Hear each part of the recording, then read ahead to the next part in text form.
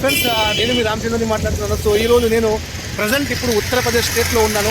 ఉత్తరప్రదేశ్ అంటే ఇక్కడ కుంభమేళలో నేను వచ్చాను. కుంభమేళ తీర్థయాత్రలకు నేను వచ్చాను. సో మీరు చూస్తున్నారు కదా, చాలా అద్భుతమైన ప్రదేశంలో నేను ఉన్నాను. చాలా పుణ్య క్షేత్రం ఇది. సో గంగా, యమున, సరస్వతి 3 నదులు కలిసి ఒక దగ్గర ఇక్కడ కలుస్తాయి. సో అక్కడ నేను ఒక పుణ్యస్థానాలు చేసుకోవడానికి వచ్చాను. సో తెలియక చేసుకున్న పాపాలు కడుక్కోవాలని చెప్పి ఈ యొక్క పుణ్యస్థానాలు చేయడానికి నేను ఇక్కడ వచ్చాను.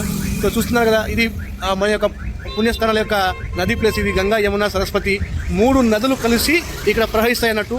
ఈ యొక్క గంగా నదిలో మనం స్నానం చేస్తే మనం చేసుకున్న పాపాలు ఏదైతే ఉంటాయో ఆ పాపాలన్నీ తొలగిపోతాయని చెప్పి చాలా మంది యొక్క నమ్మకం ఇది. సో ఆ నమ్మకంలో భాగమే నేను మన తెలంగాణ నుంచి ఉత్తరప్రదేశ్ స్టేట్కి దగ్గర 1200-1300 కిలోమీటర్ల జర్నీ కార్లో రావడం జరిగింది, నేను మా ఫ్రెండ్స్. సో ఈ కార్లో రావడం జరిగినట్టు. సో దర్శనం అయిపోయింది. ఆల్రెడీ మేము ఇప్పుడు గంగలో స్నానం కూడా చేసినాము. సో పాపాలన్నీ పోయినాయని అనుకుంటున్నాను. సో ఇది చాలా అద్భుతమైన వ్యూ. ఇది చాలా సూపర్గా ఉంది. చూస్తున్నారు కదా మీరు, గంగా నది ఆల్రెడీ పోతూనే ఉంది. చలి బాగుంది. నాకు నువ్వు మాట్లాడుతా అంటే వణుకు బాగా వస్తుంది. చాలా చలి వస్తుంది. చలి విపరీతంగా ఉంది చలి. చూడండి, మాట్లాడలేకపోతున్నాను, అంత చలి.